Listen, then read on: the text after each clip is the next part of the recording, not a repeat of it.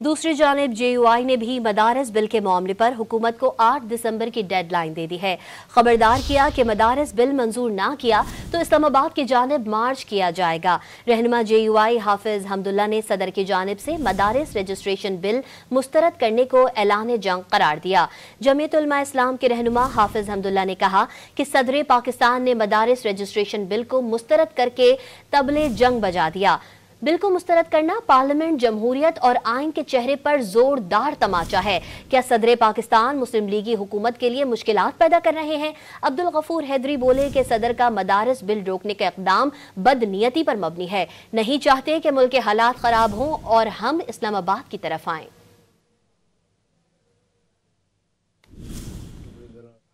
Peoples party, मुस्लिम league नून, जमीयत उलमा इस्लाम, MQM, सब जमातों ने मिलकर मुत्तफ़क़ा तौर पर 26वीं बिल मंजूर किया, जिसमें 26 आर्टिकल्स थे।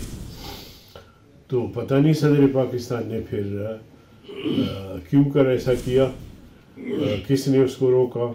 लेकिन अगर मजबूर किया जाता है, और जैसे मौलाना फजल रहमान साहब ने ऐलान किया है कि अगर 8 दिसंबर तक बिल पर दस्तखत नहीं हुए तो हो सकता है कि हम इस्लाम